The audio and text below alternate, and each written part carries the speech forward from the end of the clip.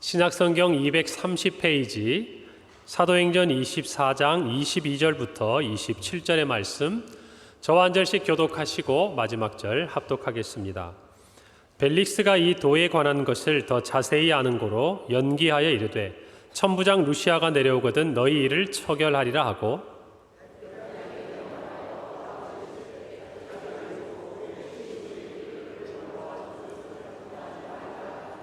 수일 후에 벨릭스가 그 안에 유대 여자 드루실라와 함께 와서 바울을 불러 그리스도 예수 믿는 도를 듣거늘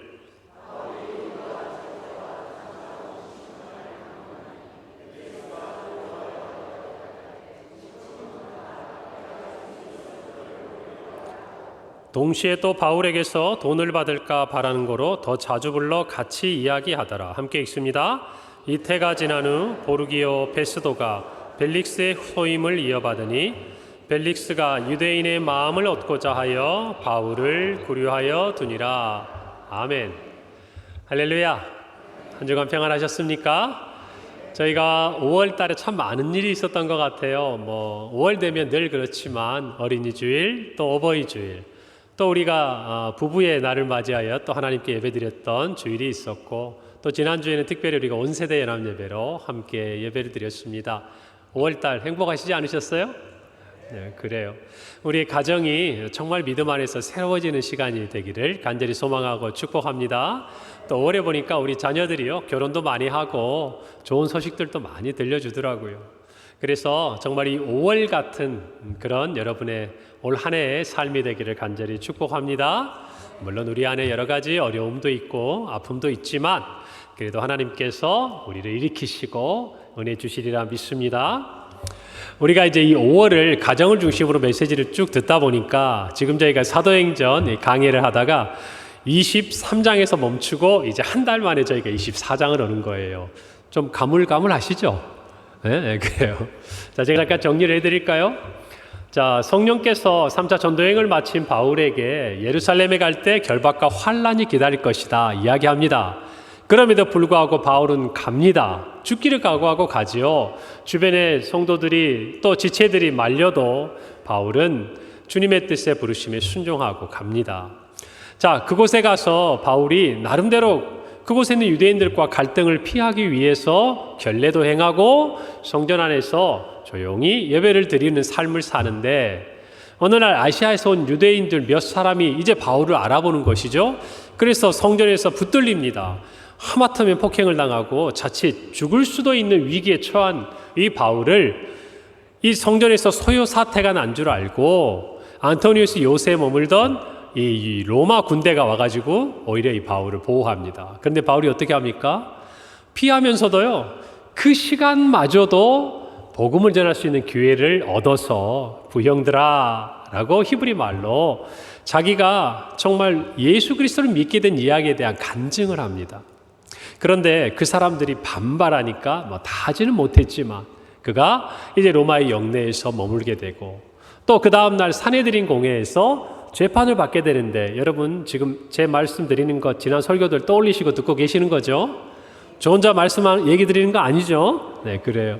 자, 그 재판장에서 성령께서 바울에게 지혜를 주십니다. 그래서 이 바리새파인 바울이 이미 어떻게 보면 결과가 정해진 불합리한 불공정한 그 재판장에서 오히려 그들 간에 분란을 일으키죠. 어떤 분란을 일으킵니까? 나는 부활을 믿는다. 이것 때문에 내가 지금 재판을 받고 있다라고 얘기를 하니까 여러분, 바리새인들은 부활을 믿지만 사두개인들은 부활을 믿지 않는 이 신앙의 신학적인 차이로 말미암아 그들끼리 다투게 돼요.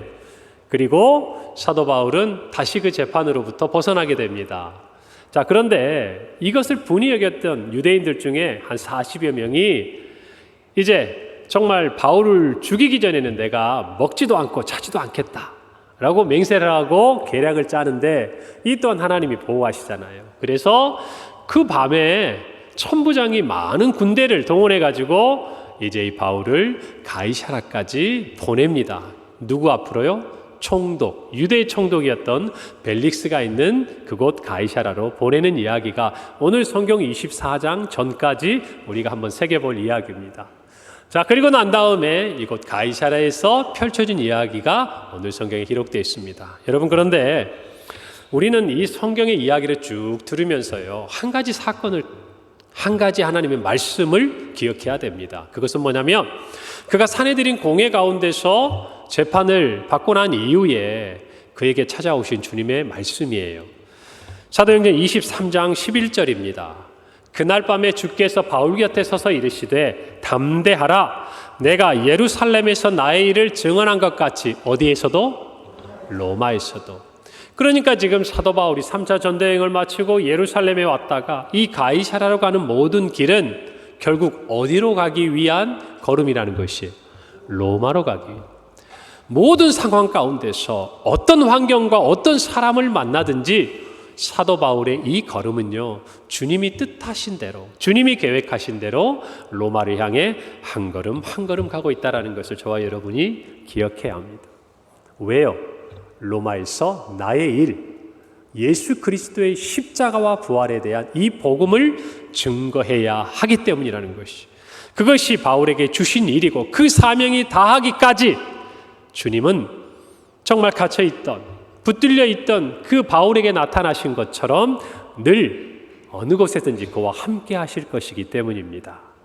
저와 여러분도 마찬가지. 주님 주신 이 사명을 가지고 나아간 자리에는 주께서 언제나 저와 여러분을 붙드시고 함께 하시는 줄 믿으시기를 바랍니다.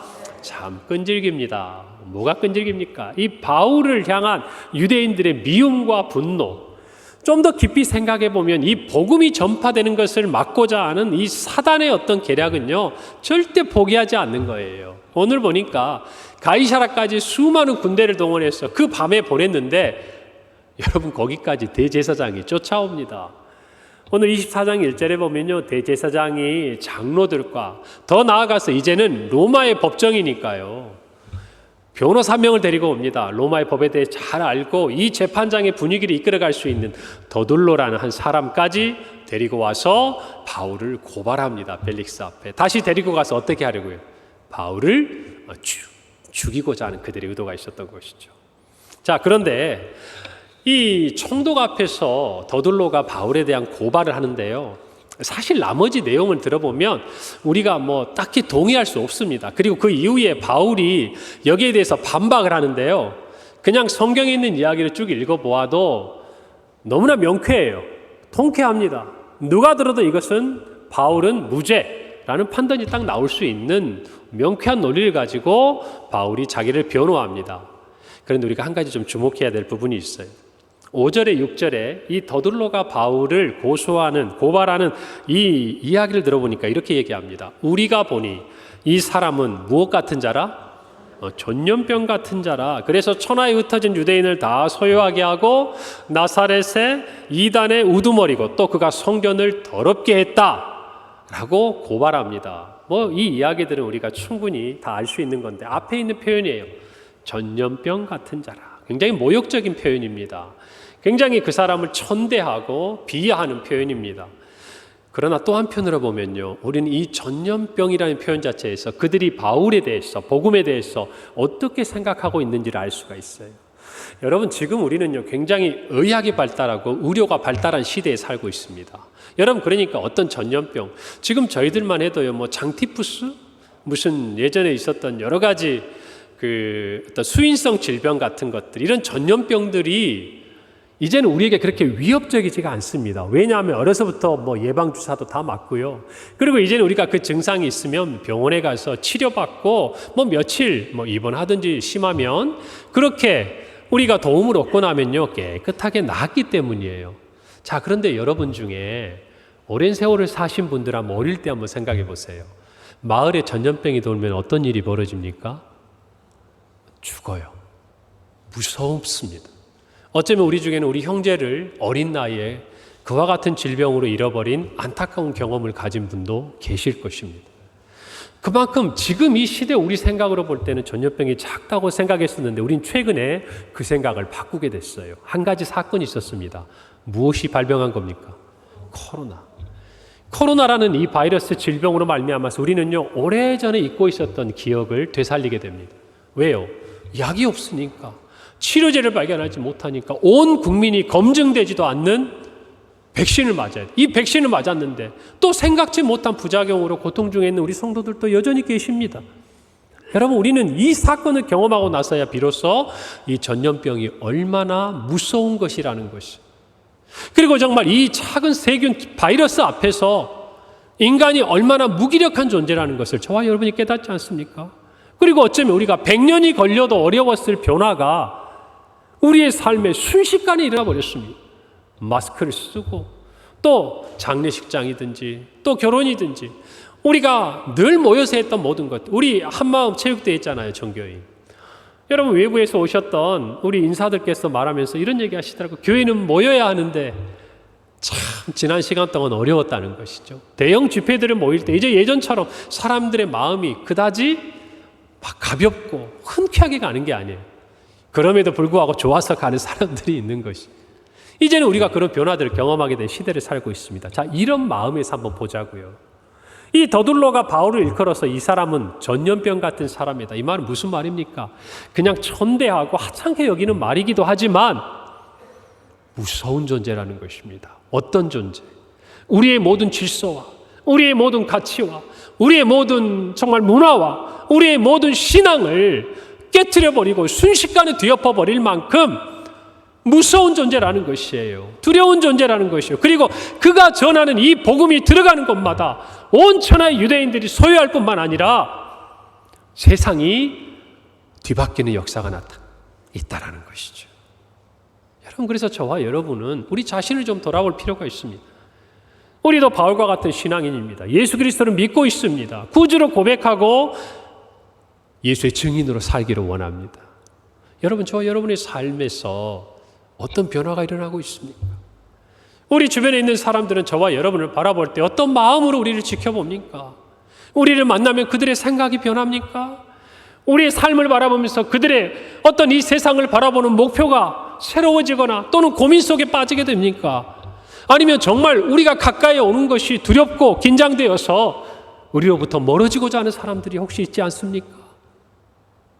여러분, 복음이 우리에게 주는 유익을 알지 못할 때, 또 그들이 이 세상에 있는 가치, 그들이 가지고 있는 것들을 놓지 않고 더 좋은 것을 위해 지금 가진 것들을 내려놓지 않을 때, 여러분, 그들에게 복음은, 그리고 복음을 전하는 사람은 두려울 수밖에 없는 것이에요. 여러분, 저와 여러분은 세상을 향해 이런 존재가 되어야 합니다. 그저 세상에 동화되어 버리고 세상에 끌려가고 그들 안에 있어도 그들이 우리를 전혀 불편해하거나 또는 우리가 전하는 이 복음을 두려워하는 것이 아니라 오히려 그들이 알고 있는 지식으로 우리를 바꾸려고 하고 그들이 알고 있는 세상의 경험으로 우리를 가르치려고 하고 그들이 살고 있는 세상의 방식으로 우리도 살아야 된다고 이야기하는 이야기를 저와 여러분이 듣고 있다고 한다면 오늘 저와 여러분은 좀 우리를 돌아봐야 될 것 같아요.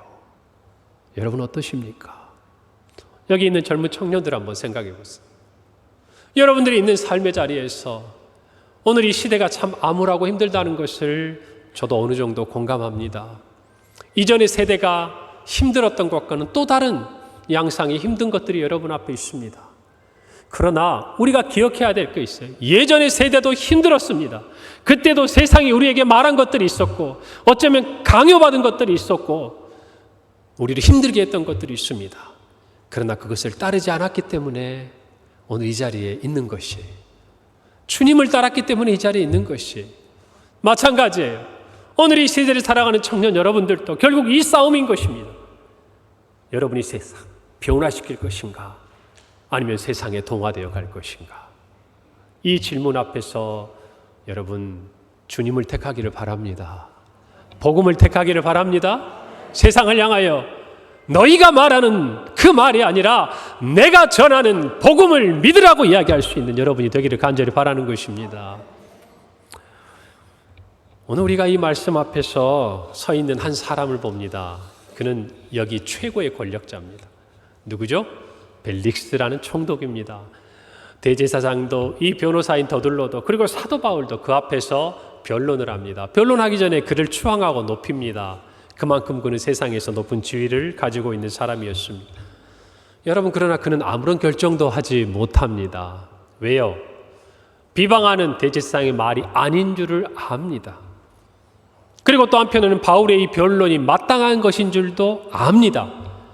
그러나 그는 바울이 행하는 복음에 대해서 그가 받아들이지 못하기 때문에 결정을 못하잖아요.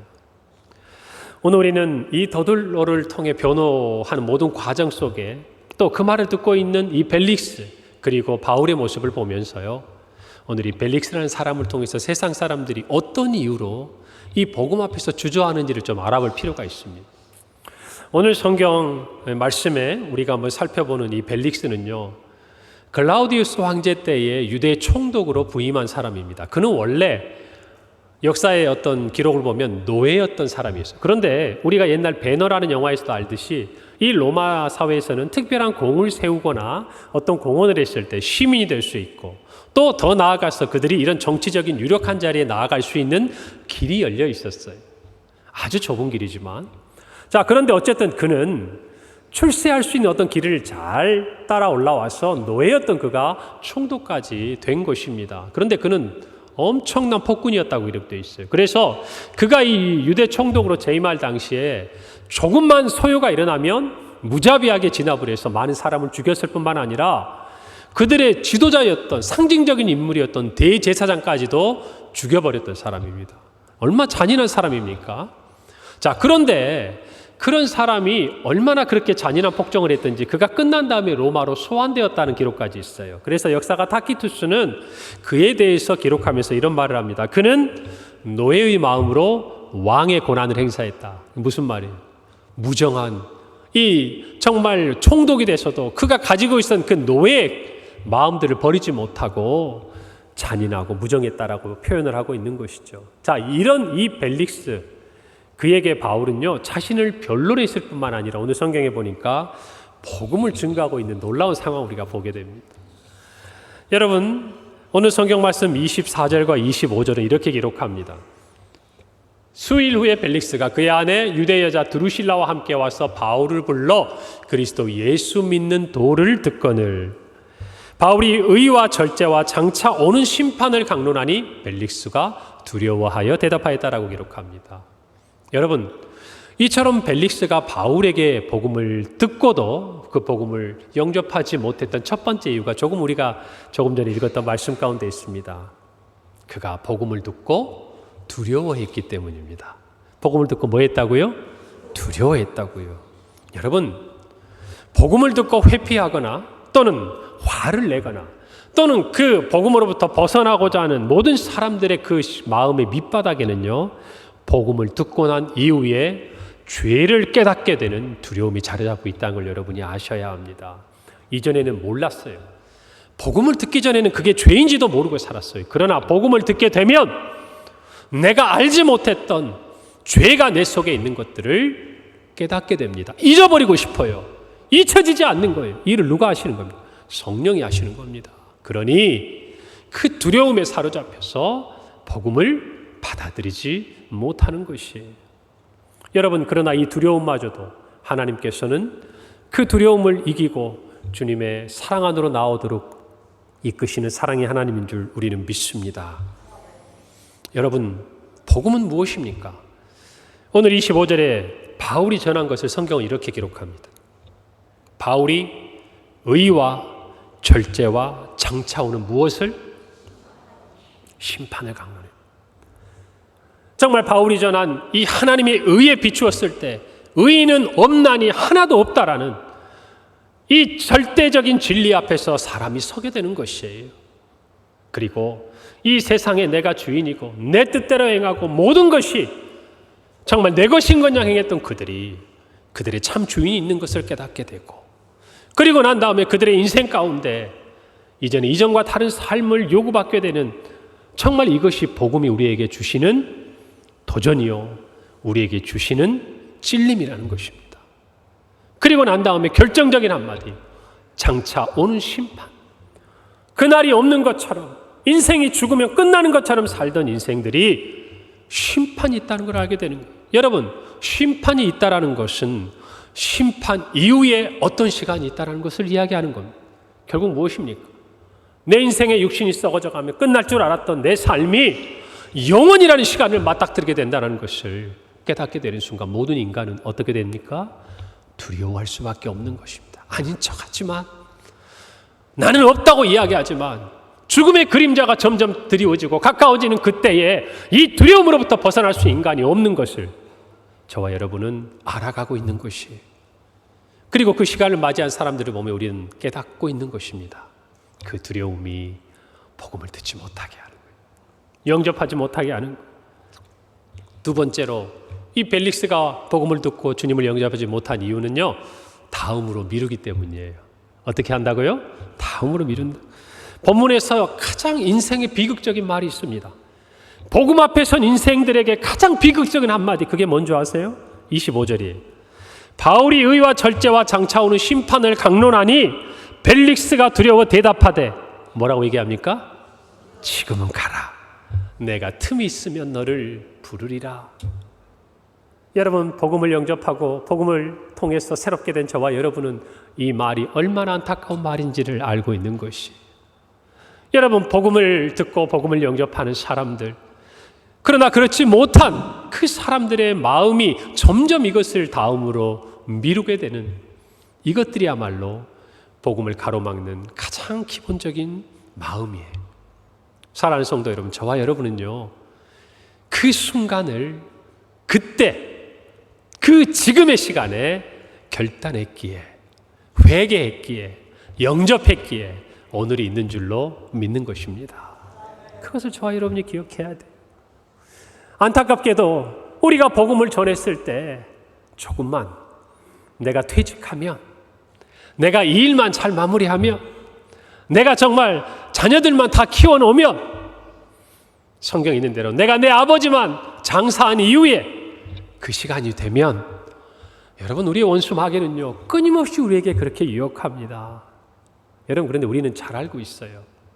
그 시간이 된다고 우리가 변합니까? 아니에요. 그냥 미루는 뿐이에요. 또 그때 가서 다시 처음부터 생각하는 거예요. 그리고 우리는 압니다. 그때가 돼도 우리가 그다지 변하지 않을 것이라는 것을. 여러분, 마찬가지. 이런 마음을 가지고 있는 사람들에게 우리는 다가가는 것이에요. 우리는 복음을 전하는 것입니다. 그렇기 때문에 저와 여러분은 성령 안에서 우리가 복음을 전하는 그 순간, 되도록이면, 가능하면 그 순간 그가 결단할 수 있도록, 그가 복음을 영접할 수 있도록 우리는 기도하고 복음을 강권하고 간곡하게 전해야 하는 것입니다. 할렐루야. 그래요. 여러분, 자녀들에게도 마찬가지입니다. 지금 해야 될 일들이 있는 거예요. 지금 해야 될 일들이. 제가 어릴 때 그 이야기를 말씀드렸잖아요. 저희 어머니께서 어머니 생신이 되거나 이런 어버이날이 되면요, 꼭 용돈을 따로 주시고 뭐 하라고 하셨다고 그랬어요? 네, 엄마한테 선물하라. 엄마한테 선물하라. 여러분, 작은 선물이고 어머니가 필요한 거 그냥 사드리는 거고, 저희들이 작은 손편지 하나 쓰는 거지만, 여러분, 그때 배운, 그때 했던 그 기억이요, 장성해서도 그날을 그냥 지나가지 않게 하는 거예요. 마찬가지로 언젠가 그 시간이 필요해요. 우리의 자녀들에게도 마찬가지고 저와 여러분도 마찬가지. 오늘 우리가 있는 것은 그때를 놓치지 않았기 때문이에요.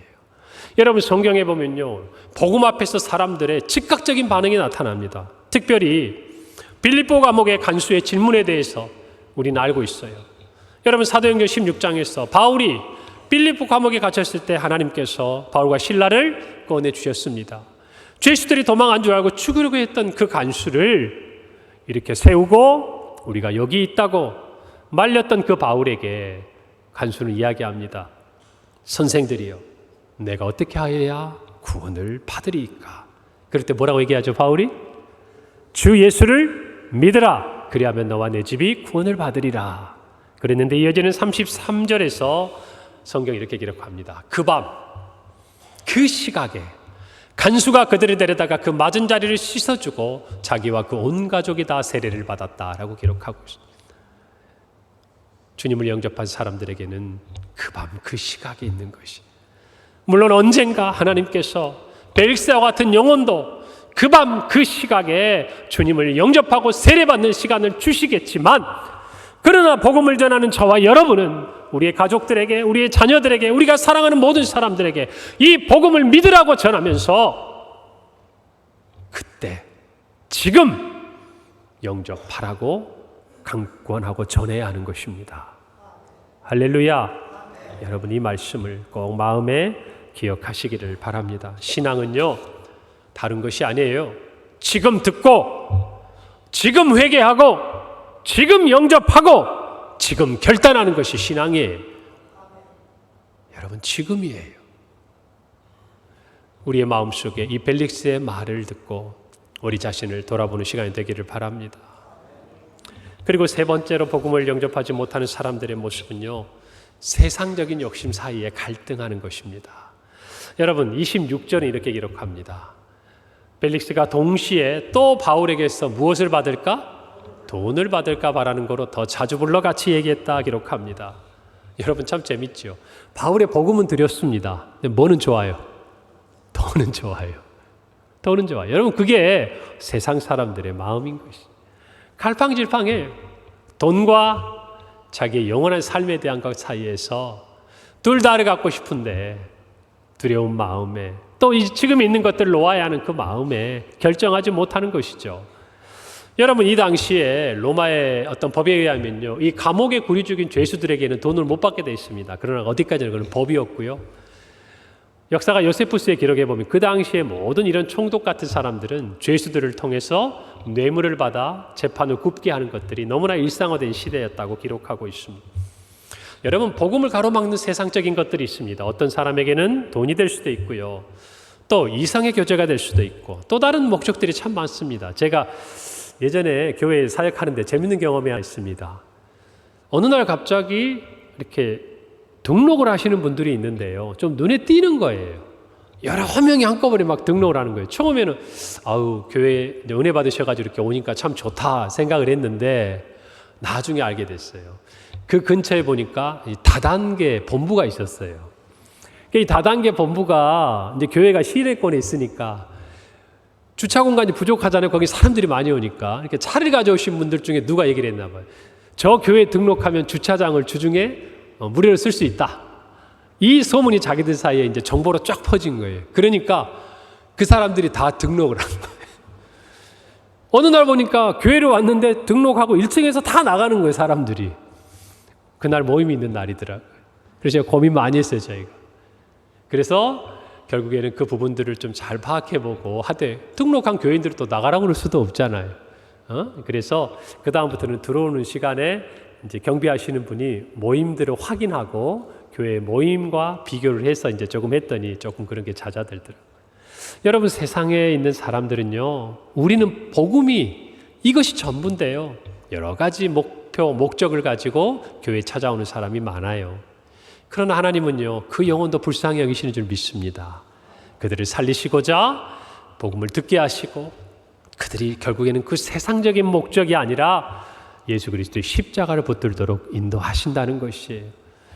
그러나 저와 여러분은요, 정말 복음을 영접하지 않는 사람들의 마음에 어떠한 생각들이 있는지를 알아야 합니다. 그리고 그 생각들을 깨트려 주어야 됩니다. 어떻게 해요? 이 벨릭스가 복음을 영접하지 않는 모습을 통해 우리는 반대로요, 저와 여러분이 신앙 안에서, 복음 안에서 어떻게 살아야 될 것인지를 깨닫게 되는. 여러분 보세요. 복음을 듣고 두려워합니다. 그러나 저와 여러분은 복음을 듣고 어떻습니까? 복음을 듣고 살아납니다. 생명이 있습니다. 자유함을 얻습니다. 우리는 두려움에서 벗어납니다. 진정한 두려움에서 벗어나요. 사망의 두려움으로부터 우리는 벗어납니다. 이 세상의 죽음조차도 저와 여러분 어떻게 할 수 없는 놀라운 생명이 우리 안에 주어지게 되는 것을 우리는 복음을 통해 깨닫게 되고 소유하게 되는 것이에요. 여러분, 그러니 저와 여러분은 이 복음을 간직한 자답게 세상 앞에 자유를 선포해야 됩니다. 진리 안에 누리는 자유, 죄와 사망의 권세에서 자유함을 얻는 이 두려움이 아닌 자유함으로 우리는 세상을 향해 나아가야 하는 것입니다. 우리는 심판을 두려워하지 않습니다. 우리는 주님이 심판하러 오시는 그 순간을 사모합니다. 왜요? 저와 여러분에게는 그날이 우리의 믿음 안에서 다시 살아날 부활을 경험하는 사람들과 함께 우리 모두 영생을 들어가게 되는 놀라운 은혜의 날이기 때문입니다. 할렐루야. 우리의 신앙의 목표가 그곳에 있기 때문이에요. 여러분, 그래서 저와 여러분에게는 복음이 더 이상 두려움이 아닙니다. 무엇과도 바꿀 수 없는 기쁨이요 소망인 것이에요. 여러분, 그 믿음 안에 살고 계십니까? 여러분, 그 복음 안에 살고 계십니까? 그래요. 두 번째로, 우리는 미루지 않습니다. 다음으로 미루지 않아요. 여러분, 복음 안에 있는 사람은 우리가 우리의 과거의 그 어느 순간, 아니면 지금 이 순간이라도 그때 지금 결단하고 영접하고 회개하고 주님을 나의 주인으로 삼는 그 시간들은 그 순간의 과거형이 아닌 거예요. 이제는 매 순간이 복음 안에서 우리는 지금이어야 하는 것입니다. 헌신하고 또 봉사하고 믿음으로 살아가는 모든 것들, 우리의 삶을 주님께 드리는 모든 결단들, 성령께서 저와 여러분의 마음속에 촉구하시고 우리에게 주님의 기쁘신 뜻대로 행하라고 말씀하신 모든 그 음성 앞에서 여러분, 지금은 가라, 다음에 틈이 나면 부르리라, 이것이 아니에요. 지금인 거예요. 지금 봉사하고, 지금 전도하고, 지금 용서하고, 지금 사랑하고, 지금 헌신하고, 지금 순종하고. 할렐루야. 복음이 저와 여러분을 그런 인생으로 바꾸어 버렸다, 이 말입니다. 여러분, 그 은혜를 누리고 살아가는 여러분이 되기를 바랍니다. 마지막으로 뭡니까? 세상의 것, 그리고 영원한 것 가운데서 우리는 다시 세상의 것을 돌아보지 않는 것이에요. 여러분, 죽어 썩어지면 다 없어질, 다 놓고 가야, 어쩌면 세상은 우리가 죽는 그 순간까지 이것이 전부니까 붙들어야 된다고 가르쳐 주지만, 여러분, 우리는 이 세상의 마지막을 정말 가까이 오는 것을 알아갈수록 그 말이 진리가 아닌 것을 알게 되는 것이에요. 사랑하는 성도 여러분, 우리는 주님과 세상 사이에서 주님을 선택한 자들입니다. 그럼에도 불구하고 우리는 주님과 세상 사이에서 여전히 많은 도전 앞에 있습니다. 유혹 앞에 있습니다. 어쩌면 예수를 믿지만, 주님을 믿고 구원받은 저와 여러분이지만, 이 자리를 나가서, 아니 어쩌면 이 순간에도 우리의 마음은 세상과 주님 사이에서 요동할 수 있습니다. 그러나 여러분, 요동할 수는 있을지 몰라도 우리는 결단한 사람들이 있는 것을 기억하셔야 됩니다. 잠시 마음이 끌릴지는 몰라도 우리는 분명한 되돌릴 수 없는 선택을 한 사람이라고 여러분 고백하셔야 합니다. 우리는 영원한 것을 선택한 사람들이, 영원한 생명을 선택한 사람들이에요. 그러니 그 믿음 가지고 살아가기를 바랍니다. 오늘 벨릭스를 통해서 우리는 반면교사로 이것들을 배우고 있는 것입니다. 여러분, 바울이 참 대단한 것은요, 그는 이런 마음인 것 같아요. 이 벨릭스 앞에서도 복음을 전하지 않습니까? 듣지 않아도 전합니다. 여러분, 27절에 보면요, 바울은 무려 2년 동안을 갇혀 있습니다. 그 2년 동안 벨릭스는 바울을 불러다가 가끔 만납니다. 혹시라도 돈을 얻을까 했어요. 그런데 바울은 그에게 돈이 아닌 영원한 것을 줍니다. 복음을 줍니다. 그가 받든 받지 않든, 은과 금은 내게 없어도 내게 있는 것을 내게 준다라고 고백했던 사도 베드로의 말처럼 나사렛 예수 그리스도의 이름 복음을 전하는 것이죠. 여러분, 어떻게 이럴 수 있을까요? 그가 복음의 빚진 자였기 때문인 것이. 복음의 빚진 자. 여러분, 저와 여러분도 복음의 빚진 자인 줄 고백하십시다. 우리는 이 세상의 것이 아니라 영원한 것을 선택하고, 이 세상의 심판, 우리의 죽음을 두려움이 아니라 오히려 살 소망으로 간직하고, 미루는 인생이 아니라 지금의 삶에서 주님의 은혜를 경험하고 믿음으로 살아가는 사람이라는 것, 그것은 놀라운 축복이며, 그러지 않은 수많은 사람들에게 우리가 받은 이 은혜로 말미암아 복음의 빚을 진 사람이라고 고백해야 할 줄 믿습니다.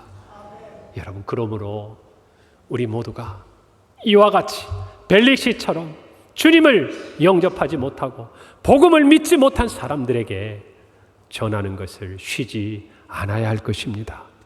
이제 하나님 우리로 하나 되게 하셨죠. 체육대회를 통해서, 온 세대 연합예배를 통해서 어린 영혼들부터 장년 이르는 모든 세대가 이제 우리에게 해야 될 사명이 무엇이겠습니까? 이 복음을 전하는 것입니다. 세상 가운데 나가서 외쳐야 합니다. 복음을 믿으라. 여러분, 이 복음을 믿으라는 말은요, 예수님의 말씀이기도 하세요. 예수님께서 40일간의 금식 기도를 마치신 이후에 공생애를 시작하며 갈릴리로 돌아오셨을 때 이렇게 말씀하셨다고 성경이 기록합니다. 마가복음 1장 15절이시. 이르시되 때가 찼고 하나님의 나라가 가까웠으니 회개하고 복음을 믿으라 하시더라 그랬습니다. 할렐루야. 오늘 저와 여러분의 입술에 이 선포가 있기를 바랍니다. 자기들은 알지 못해요. 그 필요를 깨닫지 못합니다. 그러나 우리는 알고 있습니다. 그래서 우리가 빚진 자인 것입니다. 여러분, 이 문을 나가고 한 주를 살아가는 동안 복음을 믿으라고 입술을 열어 증가하는 저와 여러분이 되기를 바랍니다. 여러분, 아는 데서 멈추지 않기를 바랍니다. 듣는 데서 머물지 않기를 바랍니다. 두려워하여 그 자리에 서 있지 않기를 바랍니다. 세상의 욕심 때문에 미루지 않기를 바랍니다. 회개하고 믿으라. 우리가 한 것처럼 우리 사랑하는 주변에 주님을 알지 못하는 사람들에게 복음의 빚진 자로서 복음을 믿으라고 선포하는 우리 평강의 모든 성도들이 될 때 주님께서 우리 성도들의 모든 가정과 학업의 자리, 일터, 우리 교회, 이 강북 지역과 한국 교회 가운데 주님이 행하신 놀라운 일들을 정말 복음의 새로운 역사가 활화산처럼 그렇게 일어나리라고 저는 확신합니다. 우리 모두가 그 믿음을 가지고 세상을 변화시켜 나가는 하나님의 사람들, 그리스도의 제자가 되기를 간절히 소망합니다. 기도하겠습니다. 하나님 아버지 은혜를 감사합니다. 오늘 이 말씀을 붙들고 세상을 향하여 복음을 믿으라 전하는 우리 모두가 되게 하여 주시옵소서. 두려움 대신 정말 살 소망으로, 다음으로 미루는 대신 지금 이 순간 결단함으로 세상의 욕심에 흔들리는 것이 아니라 영원한 것을 선택하는 우리의 복된 인생이 우리뿐만이 아니라 우리의 가족과 우리의 형제들과 우리의 이웃들과 우리 주변에 있는 모든 이들에게 복음을 믿으라 외침으로 그들의 삶에 새로운 변화를 일으키는 우리 모든 성도들의 삶이 되게 하여 주옵소서. 예수님의 이름으로 기도합니다. 아멘.